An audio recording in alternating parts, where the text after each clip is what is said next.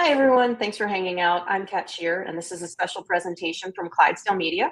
Before we get started, I'd like to remind everyone about our sponsors. RX Smart Gear provides world-class jump ropes, grips, and other gear for us all. Use the code Clydesdale15 for 15% off your order at rxsmartgear.com. Mobility Movement is a program that teaches you how to increase your capacity to heal, reduce recovery time, and restore your nervous system to peak health. While everyone gets a 7-day trial, our followers will get an extra first month free when they use the code Clydesdale free month at mobilitymovement.com. And finally, C4 Energy, delivering the most effective, best tasting, and highest quality products. Get 20% off when you use the code Clydesdale at checkout at c4energy.com. Today on Meet the Athlete, we are chatting with Granite Games semifinalist Ashley Shoemaker. Ashley, how you doing? I'm doing good. Just tested the handstand workout again. Oh, fun. That's a reverse Fran, right? Yeah. Uh-huh. Now, at 5'9", that's Yeah. thrusters must not be a favorite of yours. I'm 5'2", No. and I love them. So yeah, that's what me and my husband are actually talking about that. He coaches me, and we'll be like, we're looking at people, and we're like, man, they look so tall. And then I'll Google them, and I'm like, oh, I'm 2 inches taller than them. I'm gonna look like a giant. It's interesting. I just interviewed Andrea Chiavetti, and Sharkowitz is her maiden name, but she's 5'10", and she's going to Granite Games. Okay. So we had kind of a similar situation there, where she's got those long levers as well. Wall balls and rowing, right? Yeah. The 10-foot wall balls will definitely help out big time. Absolutely. So I tried to do a little research on you, and maybe you have 2 profiles on the CrossFit Games website, but according to what I saw, you've only been on the game scene since 2021. Is that correct? Yes, that's correct. Yeah, last year was my first time ever doing the Open. And then holy moly, girlfriend. Yeah. Where'd you come from? So it's kind of interesting. I've worked at a gym for the past 5 years, but we're not CrossFit affiliated. We kind of broke away from that. And so kind of when I started working there, you just kind of really weren't supposed to do CrossFit. It was kind of like a breakaway, and it's like the community is like great, but it's kind of like I just been working out with my friends for fun for the past 5 years after I did track. And then I kind of talked to my boss after I married my husband. I was like, hey, I actually would like to participate and do the Open. And so kind of got the green light go from them that like it was all good. So that's why I did the Open for the first time last year, and then kind of to see like where I was and kind of saw the holes that I needed to work on, and then kind of addressed them the past year. What kind of things have you changed from last year to this year to get you ready for where you're at now? My husband would say I don't do sporadic programming anymore. Okay. So you have a plan. Yeah, so I actually have a plan, and then I had to focus in a lot more strength stuff because like I think last year for the quarters, I think the 4-rep max front squat, it was like 210. And so that was like that was really weak. And so now I'm up to like 235 for like 4. So one of those things I just had to like, okay, this is your weakness. And then I ran track. So I feel like track athletes, even though we're like fast, my mobility is not great. So like squatting has always just been difficult because we did a lot of power cleans, and I would say a lot of power cleans and rack pulls. We didn't do a whole lot of squatting. Right. Okay. Were you a pole vaulter? Yes, that's correct. Mm-hmm. Okay. I'm taking my first private pole vaulting lesson on Thursday. Oh, that's awesome. Yeah, we do a summer club around here. That's awesome. Yeah. I'm very excited. I'm fascinated by the whole thing. I did high jump a little bit in high school before. I'm only 5'2", so before the bar was like above my head. And then I had to stop just because it was so intimidating. But we interviewed Danielle Brandon a little while ago. She's a pole vaulter, and I've learned that several of you now at this higher echelon have pole vaulting in your on your resumes. And I thought, I want to try it. It just looks fun. So yeah, wish me luck. Yes. If you started, it's funny. You started on the ground a lot more, like doing. I feel like sometimes the grass drills. So I always start with people in wall drills. I'm like, sometimes like harder before you actually get to the pit. Oh, great! Can't wait. Yeah, it'll be fun. So, where do you train, and who's your coach? You said your husband's your coach, Micah. Yes. I train, so I still work at the gym. I also coach track and field at Samford University.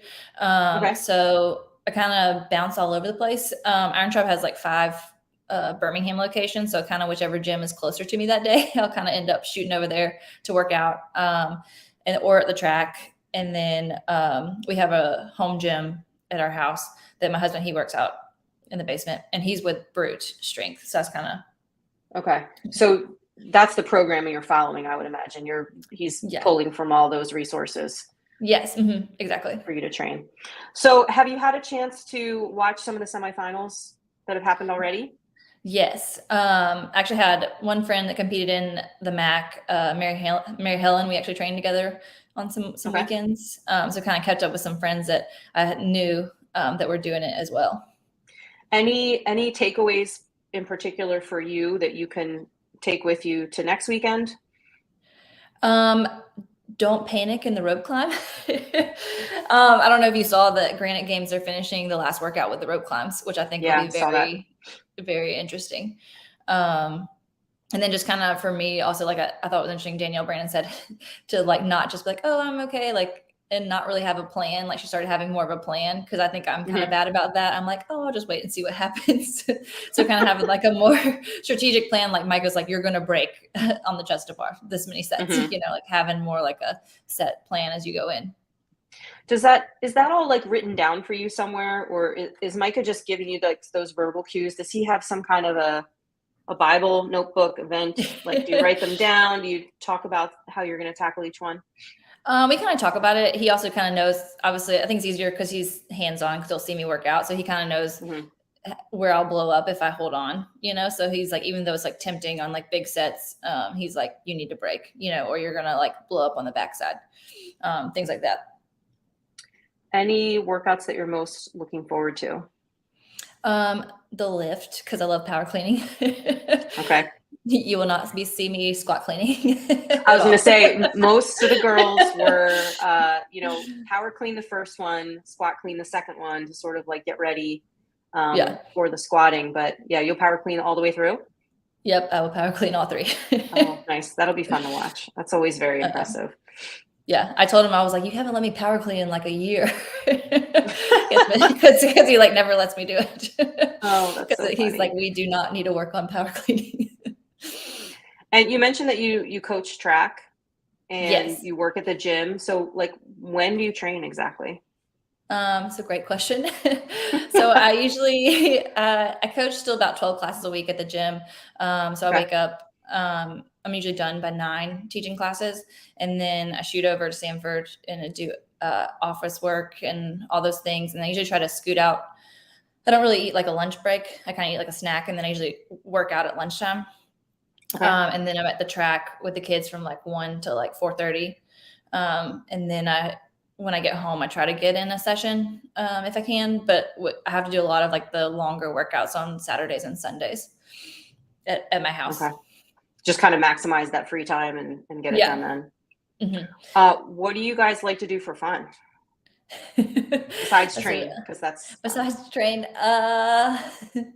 Let me see. That's a great question. Well, I told my husband today, I was like, I think this is the first Memorial Day that I'm like not at the pool drinking with friends, hanging out. I was like, I'm being really good. So that's what you would be doing if you weren't getting ready for this semifinal. Yeah. Was it odd to not do Murph? Actually, I probably have only done Murph like 1 or 2 times. Okay. Because we kind of, at our gym, it's kind of like on Mondays, kind of like actually have a day off from like work. So it's kind of been nice over the past year. So kind of actually, I usually kind of chill and actually enjoy my day off on Mondays. Okay. Did you and your training partner get to do some kind of like a mock training weekend before the thing where you're sort of piling events on one after the other and practicing what you're eating and sleeping and all that? No, because kind of this is like full track season right now for us. So we just finished up track regionals.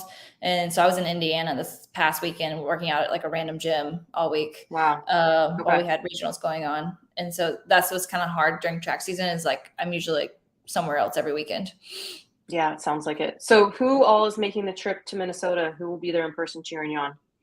My husband and his little brother, Landon, and then one of my best friends, Jessica Parks. She'll be there.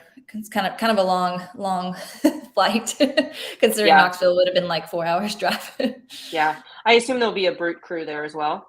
Yes, there's a brute team with Kelsey Keel. That team's going to be there. Phil Toon, Fee Sagafi. So there's quite a few brute athletes that are going to be there. Awesome. What is your ultimate goal for the weekend? My goal is actually, I think, a realistic goal for the first year. I would love to finish top 10 coming into it.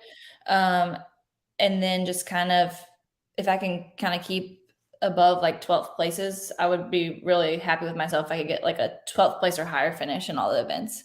That's kind of like, for me, it's like, it's not about winning. It's just kind of like being consistent and just like making sure that like every second counts. Because I think sometimes people are like, oh, if I can't win, they just kind of like give up. And like, you just gotta just keep moving, because you never know what those like places are going to come down to. Right.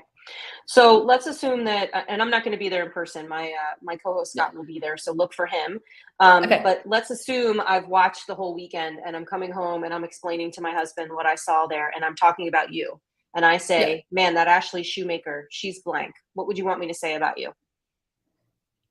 Oh, probably a fighter is what I want to say. Even just like, and just isn't afraid to hurt. Because like, I even like that running workout, obviously I ran track, so like it's gonna be fun to just kind of hurt and see who wants to hurt on that last, like that bike run workout. Yeah, that assault bike in the middle doesn't sound fun.